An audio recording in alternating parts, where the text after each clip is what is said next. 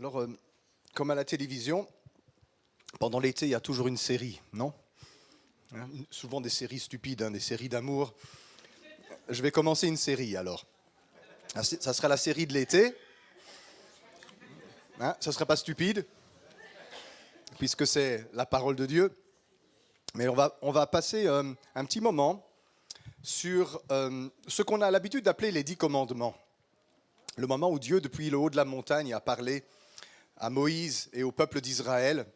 J'ai ça à cœur depuis un bon moment maintenant, et je cherchais le temps et l'occasion et le moment de Dieu aussi pour commencer cette série-ci, parce qu'il y a quelque chose vraiment qu'on a besoin de comprendre. Et donc je vais appeler toute cette série le Décalogue, parce que les 10 commandements, dans la Bible, ce n'est pas les 10 commandements, dans la Bible, c'est les 10 paroles. Et on va lire ensemble, on ne lira pas entièrement le texte à chaque fois parce que c'est assez long, mais on va le lire pour la première fois ici ce matin dans Exode au chapitre 20, et je vais lire dans la seconde 21. On va lire les 21 premiers versets. Alors Dieu prononça toutes ces paroles.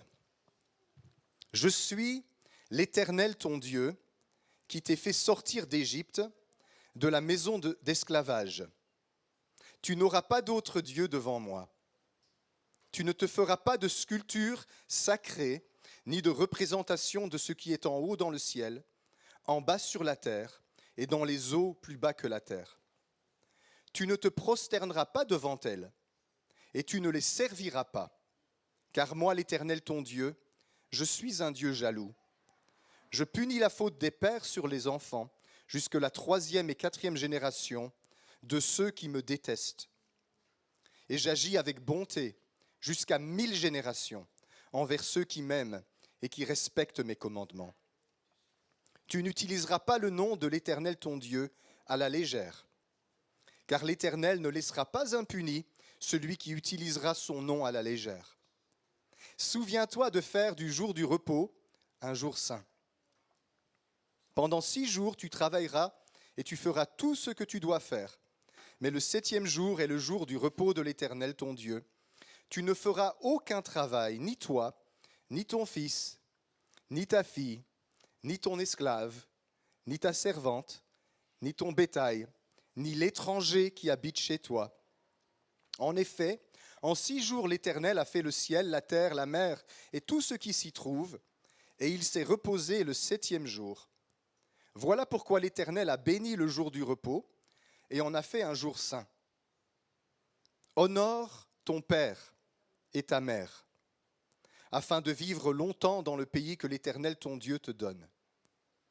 Tu ne commettras pas de meurtre, tu ne commettras pas d'adultère, tu ne commettras pas de vol, tu ne porteras pas de faux témoignages contre ton prochain, tu ne convoiteras pas la maison de ton prochain, tu ne convoiteras pas la femme de ton prochain, ni son esclave, ni sa servante, ni son bœuf, ni sa BMW, ni son âne, c'est la même chose.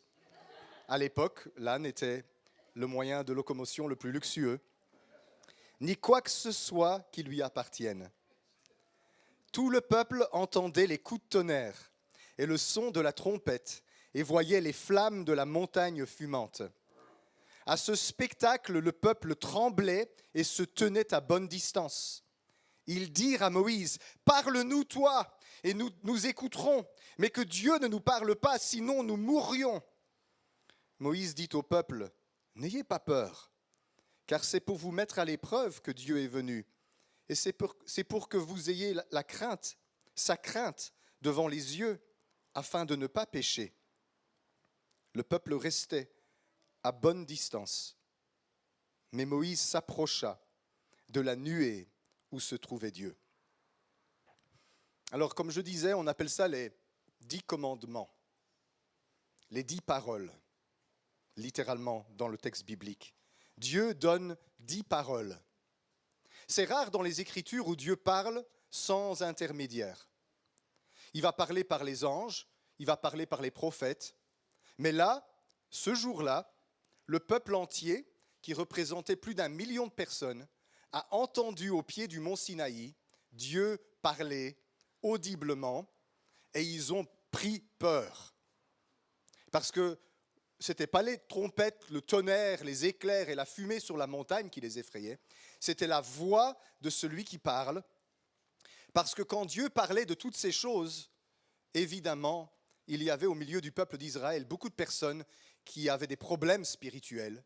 Et les paroles de Dieu suscitaient une réaction chez eux et ils étaient dans la crainte. Alors Dieu a dit 8 paroles négatives, 8 paroles négatives et 2 paroles positives. 8 fois il va dire tu ne feras pas et 2 fois il va dire tu feras. 4 d'entre elles concernent Dieu et 6 concernent les êtres humains. C'est assez intéressant que dans les paroles que Dieu donne, la majorité des paroles concernent les rapports entre les êtres humains et il n'y en a que 4 qui concernent Dieu. Alors dans la tradition, on va appeler ça la loi morale. Pour monsieur et madame tout le monde, c'est les choses que vous devez faire pour avoir une chance d'aller au ciel un jour. C'est ça, dans la tête de tout le monde. Quand on demande aux gens, est-ce que tu penses que tu es sauvé ? Je n'ai jamais tué. Je pense que c'est une des seules choses que la majorité des gens peuvent dire maintenant, parce que les autres, c'est difficile. Je suis une brave personne, Saint-Pierre m'ouvrira les portes du paradis.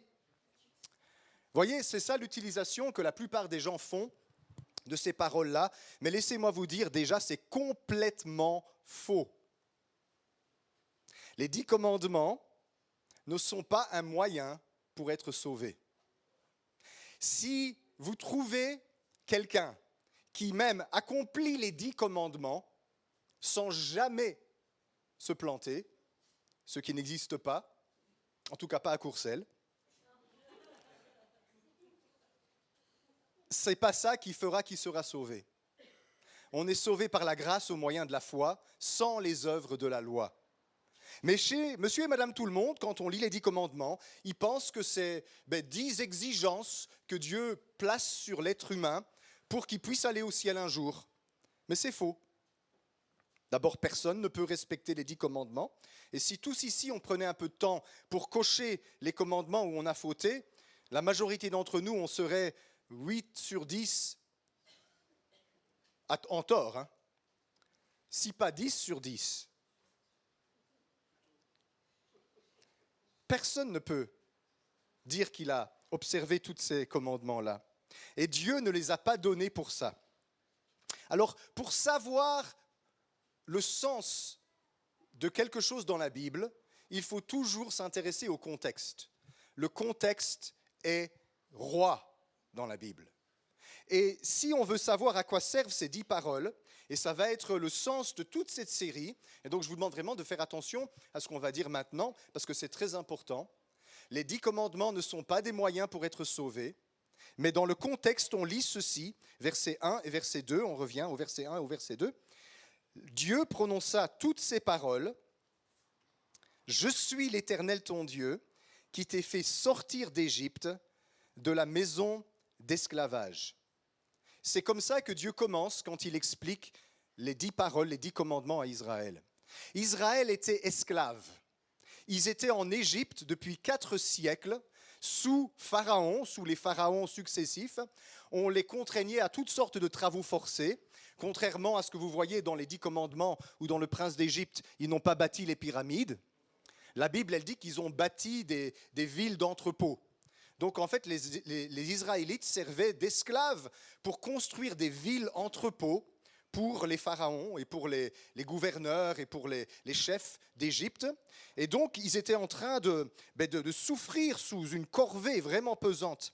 Et Dieu, si vous vous souvenez, leur a envoyé Moïse pour les libérer d'Égypte. Et donc Dieu dit, je suis le Dieu qui vient de vous faire sortir de la maison de servitude. Je suis ce Dieu-là. Et c'est dans ce contexte-là que Dieu donne les 10 paroles. Alors si tu veux bien m'afficher un autre texte, pour qu'on comprenne le sens de tout ça, je vais vous demander qu'on lise ensemble Exode 3, versets 10 à 12. Exode 3, versets 10 à 12, je vais le lire dans la nouvelle édition de Genève, la NEG. Exode 3, 10. Ça, c'est le moment où Dieu a dit à Moïse d'aller chercher Israël et de les libérer. Il dit ceci, « Maintenant, il s'adresse à Moïse, « Va, je t'enverrai auprès du Pharaon, et tu feras sortir d'Égypte mon peuple, les enfants d'Israël. » Moïse dit à Dieu, « Qui suis-je pour aller vers le Pharaon et pour faire sortir d'Égypte les enfants d'Israël ?»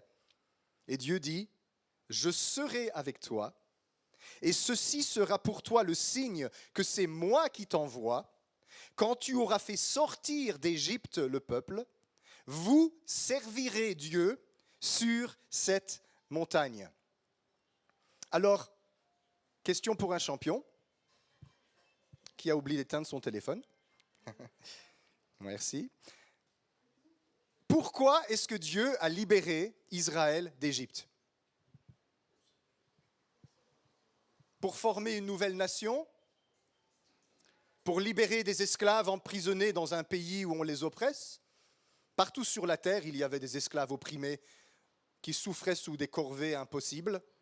Il le dit ici. Quand tu auras fait sortir d'Égypte le peuple, vous servirez Dieu sur cette montagne. Dieu a libéré Israël d'Égypte pour faire d'eux un peuple de serviteurs de Dieu. Et le sens du mot servir en hébreu, c'est le sens de rendre un culte. Dieu voulait qu'Israël, libéré d'Égypte, vienne à cette montagne sur laquelle Moïse a eu la révélation dans le buisson ardent et qu'ils adorent Dieu dans la présence de Dieu. Ça, c'était le but de Dieu, le servir, l'adorer. Dieu était en train de constituer un peuple d'adorateurs et de serviteurs. Et donc, c'est dans ce contexte-là que nous devons lire les 10 commandements.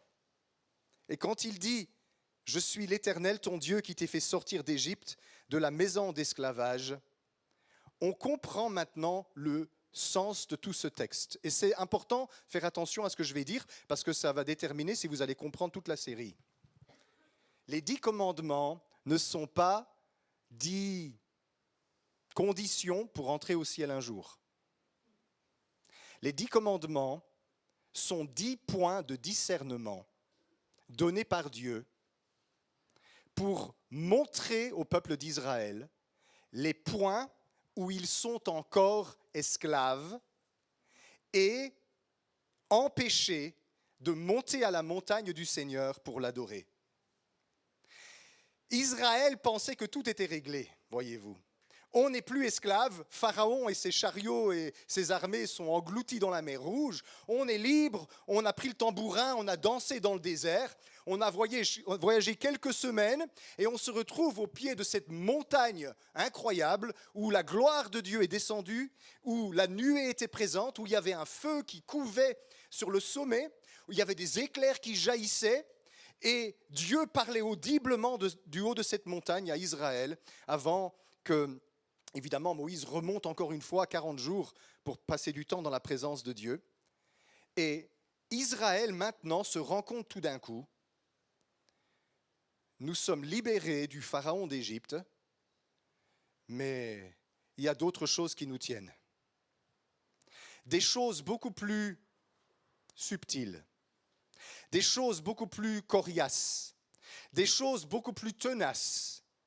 Parce que Israël pensait venir à la montagne de Dieu lui rendre un culte, peut-être comme vous ce matin, mais alors que vous êtes ici pour rendre un culte à Dieu, comme eux ce jour-là, vous vous sentez retenu, empêché. Vous avez envie de vous approcher de Dieu, mais en même temps, vous avez l'impression qu'il y a quelque chose qui est comme un boulet dans votre vie et qui vous empêche de monter à la montagne de Dieu. Peut-être que ça vous arrive régulièrement. Vous mettez du temps à part pour Dieu dans la prière et puis vous êtes déçu de votre moment de prière. Peut-être que vous venez à une réunion et vous vous attendez à quelque chose de la part du Seigneur et vous sortez déçu de cette réunion alors qu'il y a des personnes autour de vous qui visiblement sont montés à la montagne de Dieu, ont goûté à la présence de Dieu et sont descendus transformés. Mais vous restez frustrés et malgré toute la bonne volonté que vous avez de vous approcher de Dieu, il y a quelque chose qui m'empêche de monter à la montagne du Seigneur. Il y a quelque chose qui m'empêche d'adorer Dieu de tout mon cœur. Israël pensait avoir besoin de liberté, mais quand Israël on leur demandait, mais quel genre de liberté de quel genre de liberté avez-vous besoin? Ils répondaient, il faut qu'on sorte de cet esclavage en Égypte. Mais Dieu, il avait un projet beaucoup plus profond de libération. Parce que mes amis, en fait, ce texte des 10 commandements révèle 10 points, 10 chaînes, 10 liens, 10 domaines dans lesquels on est peut-être retenu et empêché de monter à la montagne du Seigneur pour pouvoir l'adorer et devenir un peuple d'adorateurs. Et la bonne volonté ne suffit pas. Venir à l'église ne suffit pas. Pas plus que d'être au pied de cette montagne, comme Israël l'était ce jour-là. Au verset 21 du texte d'Exode 20 qu'on a lu, on voit le résultat. Donc rappelez-vous, Dieu a dit, quand vous serez libérés d'Égypte, vous servirez Dieu sur cette montagne, n'est-ce pas? Regardez l'état du peuple, Exode 20, 21. Le peuple restait à bonne distance, mais Moïse s'approcha de la nuée où se trouvait Dieu. Combien de personnes sur ce million passé d'êtres humains a effectivement fait ce que Dieu demandait quand on a libéré Israël d'Égypte? Un seul, Moïse. C'est le seul qui a pu s'approcher de Dieu. Et même le texte dit, quand on lit dans d'autres passages de la Bible, que même Moïse, il était effrayé devant cette manifestation de la gloire de Dieu. Il dit, je suis tout tremblant. Mais lui, il s'est approché de la nuée où était Dieu. Selon la volonté de Dieu, tout Israël devait se trouver là, servir Dieu sur cette montagne. Et résultat, parce qu'ils sont liés, parce qu'ils sont retenus, parce qu'ils sont empêchés par des choses sournoises, coriaces, tenaces, profondes, invisibles, des liens, ils ont peur. Ils ont peur. Et ils disent à Moïse, s'il te plaît, que Dieu se taise. Toi, va, écoute-le, et nous te croirons. Sois un intermédiaire entre nous et Dieu. Parce qu'on ne peut pas supporter d'écouter sa voix, parce que quand Dieu nous parle, ça nous terrorise dans le fond de notre âme, et on est effrayé et on va mourir. Et donc ils interprètent les paroles de Dieu comme des paroles de mort, alors qu'en réalité, les paroles de Dieu, ce sont des paroles de libération et de vie. Ça arrive souvent, ça. Quand on est lié par des mauvais esprits, et que Dieu se manifeste, on a envie de s'enfuir. Combien de fois, depuis que nous existons ici à Courcelles, on a vu ça? Quand le Saint-Esprit agit dans l'Église, il y a des personnes qui s'en vont. Quand on chante des chansons, ça ne se fait rien. Quand on ouvre la Bible et qu'on lit des passages, ça ne fait rien. Mais dès l'instant où la gloire de Dieu se manifeste et le Saint-Esprit commence à agir, je vois régulièrement des personnes être très mal à l'aise, dire « Oh, il faut que je m'en aille ». Et ils s'en vont, ils vont promener, prendre l'air. Mais en fait, vous savez ce qui se passe à l'intérieur? C'est parce qu'on est tiraillé et tenu par des liens qui nous empêchent de nous approcher de Dieu. Et on fait comme Israël, « Oh, je ne supporte pas d'écouter, je ne supporte pas d'entendre. Pasteur, monte à la montagne pour moi. Prie pour moi, pasteur. » On aura l'occasion d'en reparler de cette attitude-là vis-à-vis des pasteurs. Parce qu'on fait avec les pasteurs ce qu'on fait avec Moïse ici. Au lieu d'aller soi-même dans la gloire de Dieu, d'aller soi-même écouter le Dieu qui nous appelle. Et donc je disais, ces 10 commandements que nous allons voir ensemble, pas aujourd'hui parce qu'il y a beaucoup de choses à dire et il y aura plusieurs en tout cas moments dans cette série.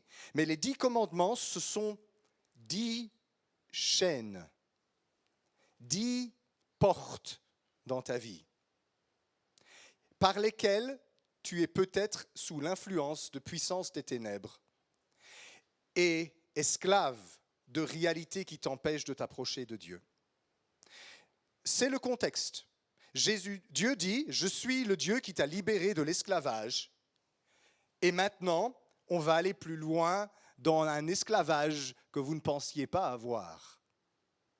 Vous pensiez que votre esclavage, c'était Pharaon et les rois d'Égypte, mais votre esclavage, il est beaucoup plus profond que ça. Et il y a 10 points sur lesquels je veux venir. C'est ça que le Seigneur est en train de dire. Alors, Moïse était le libérateur d'Égypte, mais vous avez remarqué, Moïse n'a pas pu libérer Israël de l'esclavage spirituel. Moïse a libéré Israël de l'esclavage temporel, où ils étaient esclaves des pharaons. Mais maintenant, Moïse leur dit les 10 points où Dieu veut les libérer d'un autre esclavage beaucoup plus puissant. Pourquoi ? Parce que Moïse est en train de préparer Israël pour le Sauveur. D'ailleurs, Moïse va dire à un moment donné, il y a un autre qui va venir plus tard. Un autre prophète, comme moi, du même niveau. Et il faudra l'écouter. Parce que celui-là, il va vous dire des choses. Et si vous ne l'écoutez pas, vous serez retranchés du peuple. Et donc Moïse était en train de préparer Israël pour la venue de Jésus, qui allait libérer son peuple de l'esclavage en Égypte. Un autre libérateur allait venir. Alors regardez bien avec moi ce matin comment se manifeste l'esclavage des Israélites dans cette scène. Dieu a dit, vous servirez Dieu sur cette montagne. Eux, ils disent, non, que Dieu se taise, on va mourir. Moïse, toi, monte, tu écoutes et tu descends et tu nous dis ce qu'il a à dire, mais nous, on ne veut plus s'approcher parce qu'on va tous crever. Bon, ça, c'est moi qui paraphrase. Moïse, il dit, n'ayez pas peur, car c'est pour vous mettre à l'épreuve que Dieu est venu, pour que vous ayez sa crainte devant les yeux, afin de ne pas pécher. Mais ils n'ont pas écouté le n'ayez pas peur.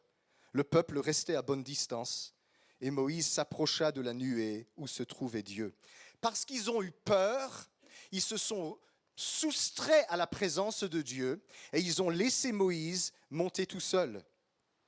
Et regardez ce qu'ils ont fait. Ces Israélites qui voulaient que Moïse soit leur intermédiaire. Exode 32, 3 à 6. Donc Moïse, il est monté sur la montagne, il est parti écouter le Seigneur, il est parti dans la gloire de Dieu, et on sait qu'après il va descendre transfiguré de ce passage-là. Et les Israélites sont là-bas au pied de la montagne. Maintenant va se manifester la réalité des liens qui les asservissent. Exode 32, verset 3 jusqu'au verset 6. Tous ôtèrent, je lis dans la NEG, tous ôtèrent les anneaux d'or qui étaient à leurs oreilles et ils les apportèrent à Aaron. Aaron les reçut de leurs mains, il les jeta dans le moule et fit un veau en métal fondu. Et ils dirent, Israël, voici ton Dieu qui t'a fait sortir du pays d'Égypte. Parce que le veau, il ne fait pas peur, lui. Voici ton Dieu. Lorsqu'Aaron vit cela, il bâtit un autel devant lui et il s'écria, demain, il y aura une fête en l'honneur de l'Éternel. Le lendemain, verset 6, ils se levèrent de bon matin, ils offrirent des holocaustes et des sacrifices d'action de grâce. Le peuple s'assit pour manger et pour boire, puis ils se levèrent pour se divertir. Divertissement. Donc, Dieu leur parle, il leur dit, il y a 10 domaines dans lesquels vous êtes retenus, je suis venu vous libérer de ça. Venez à ma présence. Et les Israélites, non, on ne peut pas, c'est effrayant. Va pour nous et nous on va rester en bas, on va attendre sagement ici que tu reviennes nous dire ce que Dieu a à dire. Sagement, hein? Ouais. Il y a déjà eu des profs ici qui ont quitté leur classe, je m'en vais voir le directeur 10 minutes. J'ai été dans des classes comme ça, je sais bien ce qu'on fait. C'est aussitôt que vous avez fermé la porte, ça va être la foire là-dedans. Ici, le terme se divertir, c'est le mot hébreu tsachak. Ça veut dire rigoler, mais d'une façon grossière. Faire des plaisanteries douteuses, jouer, se divertir et même s'amuser sexuellement. C'est un mot qui est utilisé, vous vous souvenez quand Isaac et Rebecca batifolaient et qu'on les a vus, on a dit mais vous êtes mariés.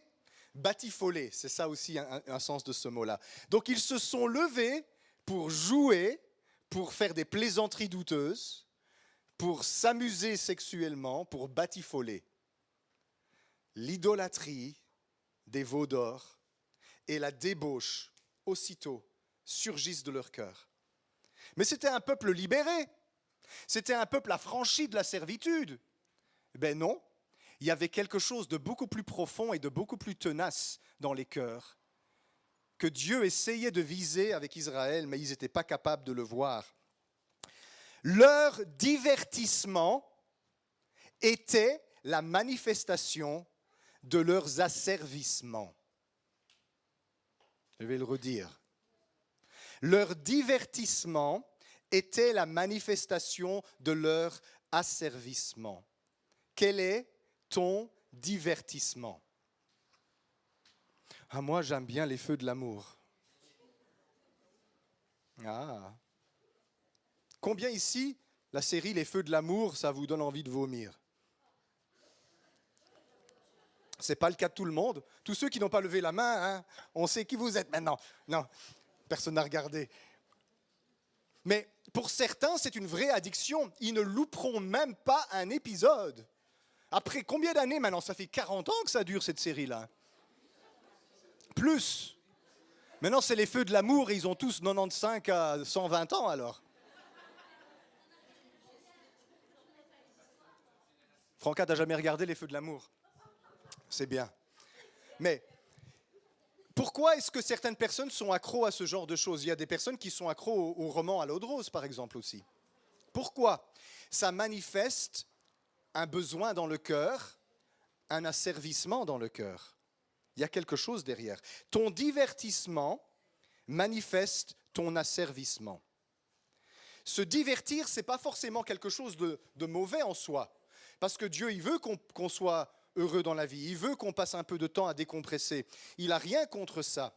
Mais ce n'est pas ce genre de divertissement-là dont il est question ici. Ce n'est pas comme si on dit, allez, on va jouer une partie de pétanque, allez, Santo. Au lieu d'être distrait, on va aller au coin boire un petit pastis, toi et moi, et on va jouer à une partie de pétanque. Je suis sûr que tu serais d'accord. C'est vrai. Voilà. Eh ben, après-midi, on y va. Voilà. Bon, je vais me faire battre à plat de couture, parce que... Hein, avec le pastis, je veux dire. Hein. C'est pas ça que Dieu vise. Hein. Il veut pas qu'on soit des chrétiens austères et sérieux. Moi, je ne m'amuse pas. Moi, je ne rigole pas. Vous savez, parfois, il est écrit dans la Bible qu'il ne faut pas que de mauvaises plaisanteries soient dans la bouche des chrétiens. Ça ne veut pas dire qu'un chrétien ne peut pas avoir d'humour.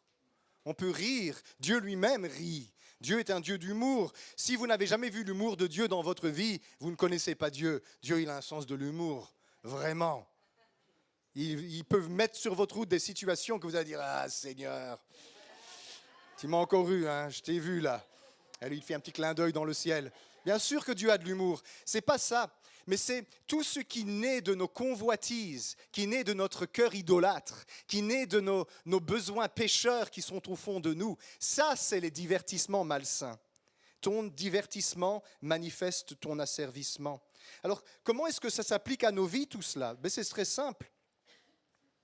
Chacun de nous ici, on est appelé à monter à la montagne de Dieu pour devenir un adorateur, un serviteur, une servante de Dieu, dans la présence manifestée de Dieu. Et quand vous pensez que la Bible, elle dit que la gloire qui nous est réservée en Jésus-Christ, elle est infiniment supérieure à la gloire que Moïse avait, on se demande comment ça se fait qu'on a les têtes qu'on a. Parce que si la gloire qui est réservée à la nouvelle alliance, elle est beaucoup plus grande que la gloire qui était réservée à Moïse, le transfiguré, il y a quelque chose qui ne tourne pas rond dans notre religion. En réalité, vous savez, on n'est pas forcément beaucoup plus avancé. Parce que comme Israël est venu libéré de son esclavage en Égypte au pied du mont Sinaï pour adorer Dieu, nous, on sort de nos maisons et on vient chanter des chansons le dimanche matin au culte. Et on est ligoté sur nos chaises, on est attaché dans nos cœurs, on est lié par toutes sortes de liens qui nous empêchent de devenir des adorateurs. Ça nous fait peur de nous approcher trop de Dieu.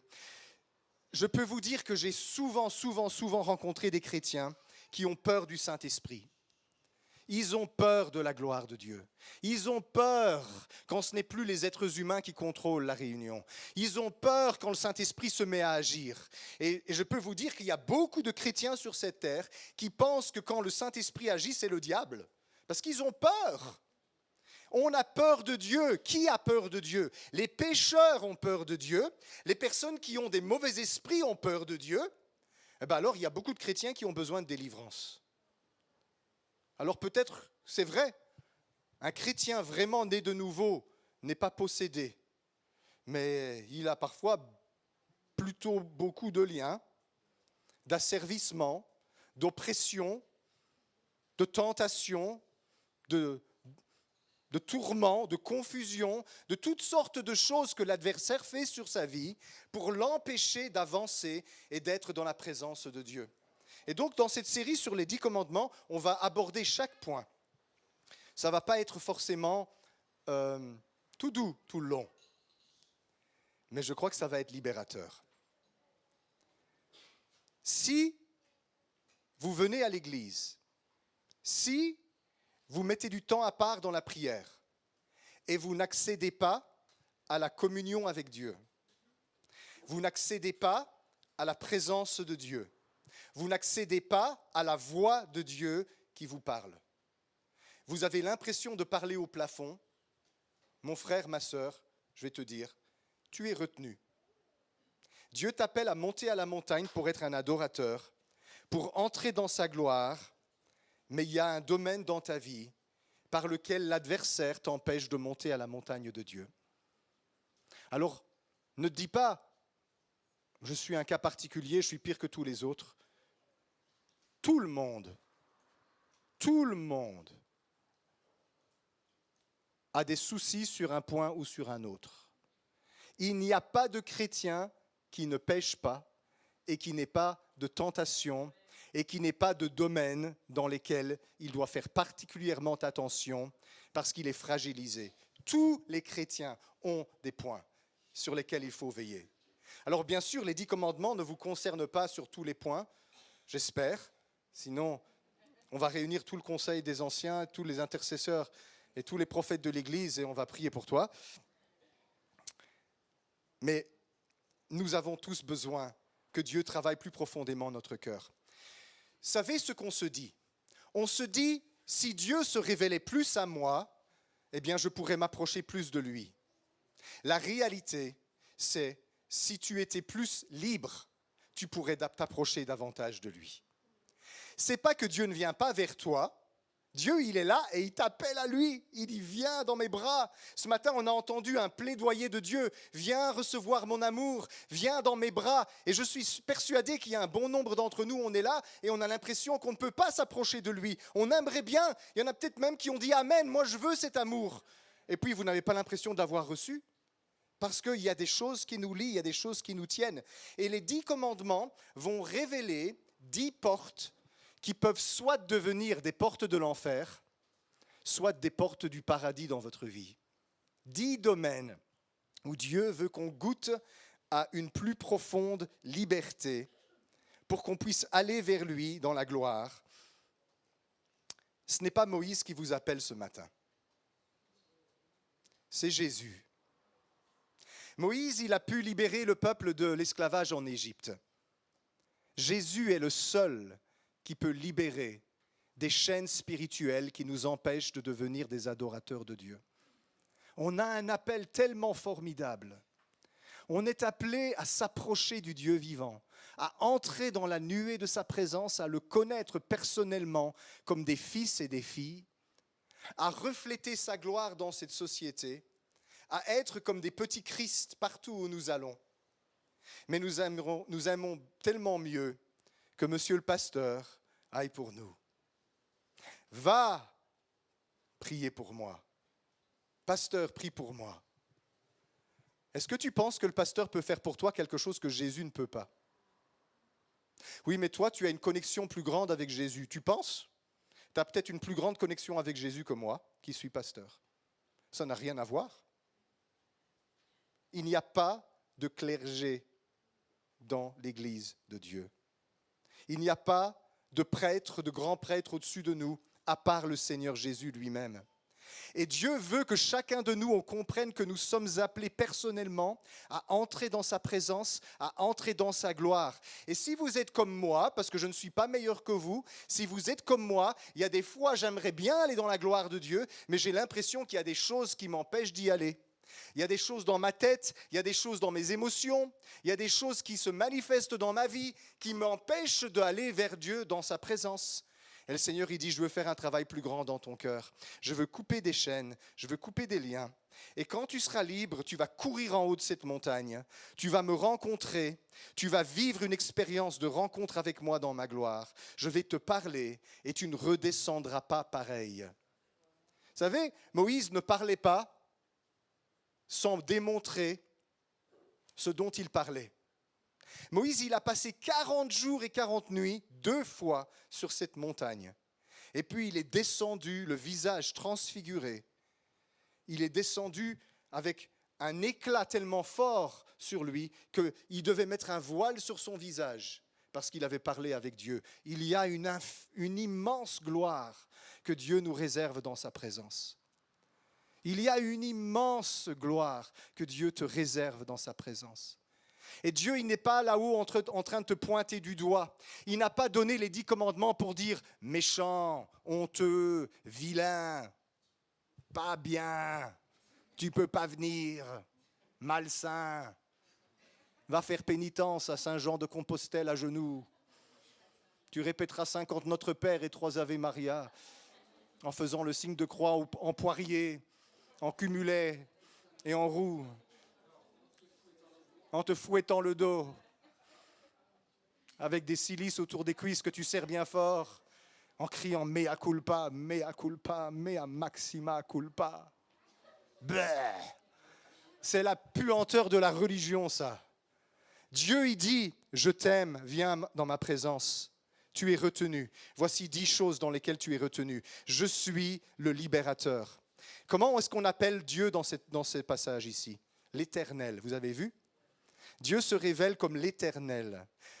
Chaque fois que Dieu se révèle comme l'Éternel, en hébreu, Yahweh, dans les vieilles traductions, Jéhovah, qui n'est pas vrai, mais Yahweh, c'est le Dieu libérateur. La première fois où Dieu a révélé son nom, Yahweh, c'est quand il a appelé Moïse à devenir un libérateur des Israélites. Yahweh, c'est le Dieu de la libération. Et vous savez où se trouve le nom de Yahweh? Dans le nom Yeshua, Jésus. Jésus, ça veut dire Yahweh sauve, Yahweh libère, Yahweh secourt, Yahweh vient à la rescousse quand on a besoin de lui. Jésus, c'est le sauveur et le libérateur. Et si le Fils vous affranchit, vous serez réellement libre. Alors, je ne vais pas griller toutes mes cartouches, mais plus on va avancer dans cette série, plus on va discerner des choses dans nos vies qui ont encore besoin de subir la libération de la part de Jésus. Et s'il vous plaît, ne prenez pas ce texte comme un doigt accusateur pointé du haut du ciel. Ce n'est pas du tout ce que le Seigneur est en train de faire. Vilain pécheur, éloigne-toi de moi. C'est viens à moi, je vais te libérer de tout ça. Mais comme ces gens-là, nous aussi souvent, on s'enfuit. Et on va dans l'autre sens, parce que j'ai tellement honte, Seigneur, j'ai péché, et j'ai tellement honte que je me cache derrière les arbres du jardin, et je me cache des autres, parce que j'ai peur que quelqu'un voie ce que je suis. J'ai honte d'être ce que je suis, Seigneur.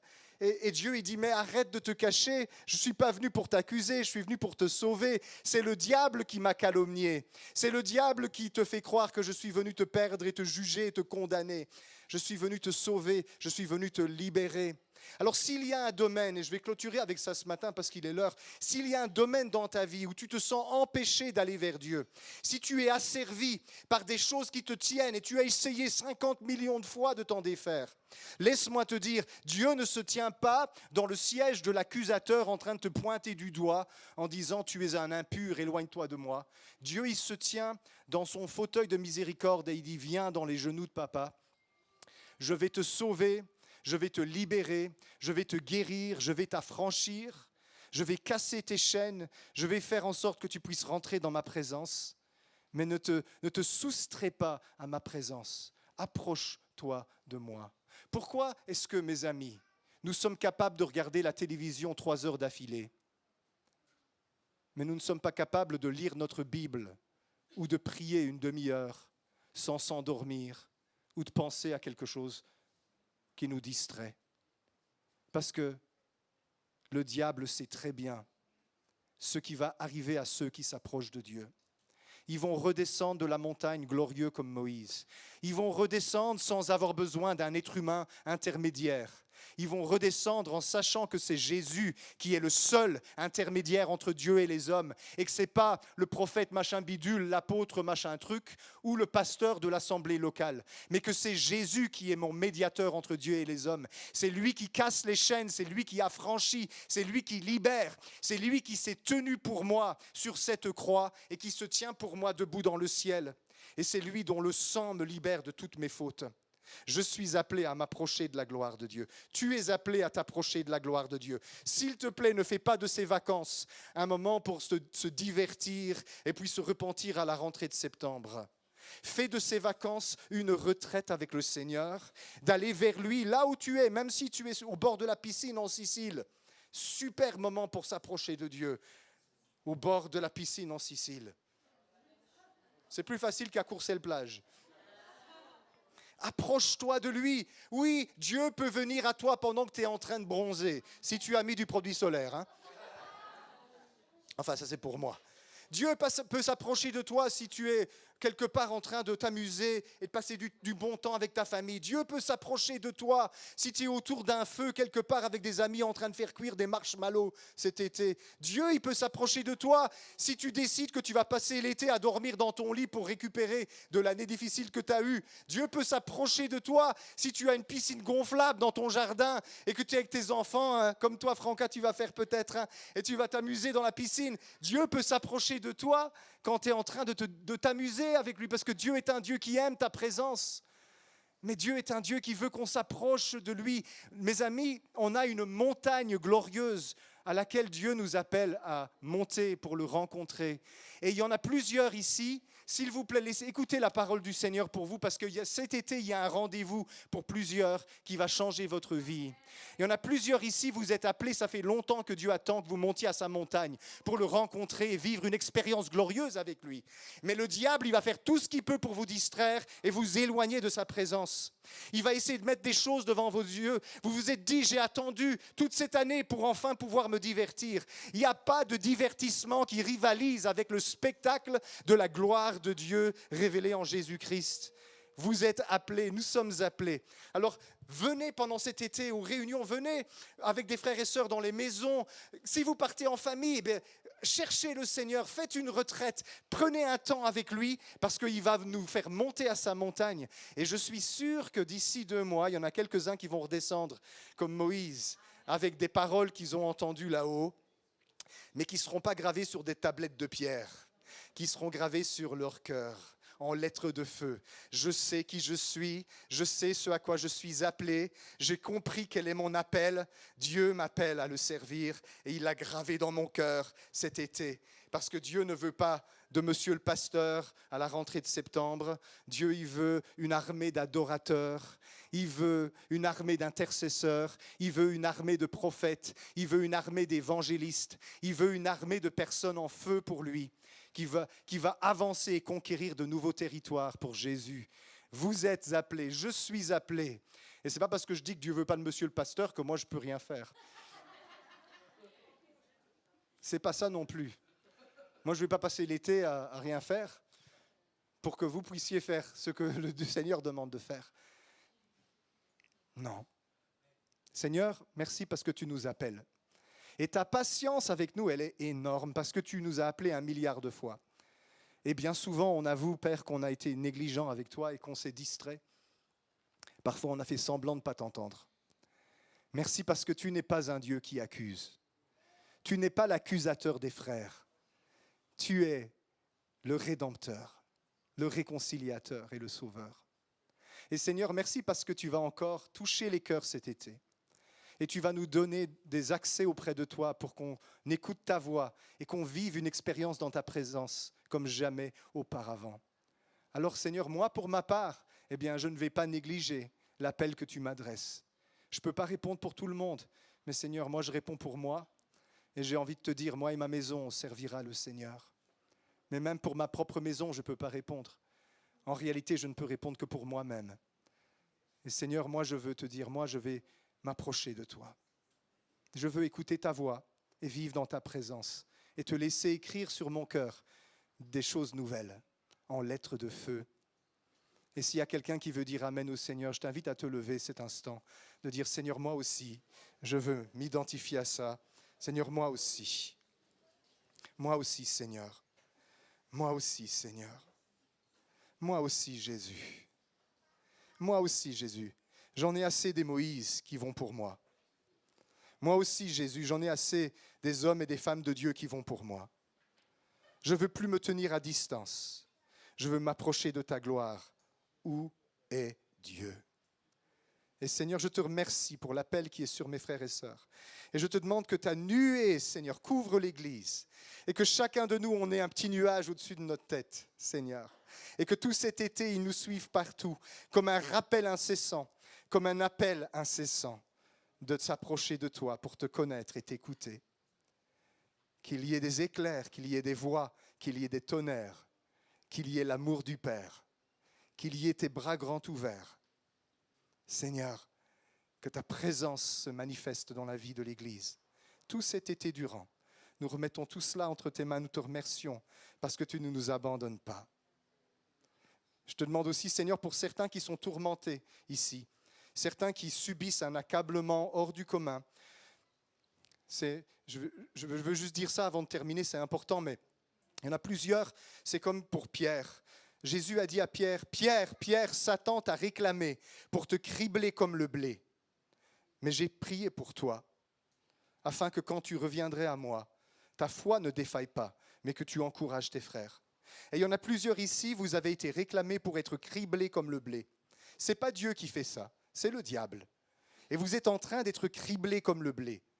Mais Dieu, il fait feu de tout bois. Et à travers l'épreuve que vous êtes en train de traverser, la balle va être séparée du grain. Et ce qui n'est pas bon va être séparé de ce qui est bon. Et il va rester un trésor doré dans votre vie de la présence de Dieu. Et Dieu va prendre chaque parole qui a été dite contre vous pour vous faire du mal. Et il va la transformer en bénédiction.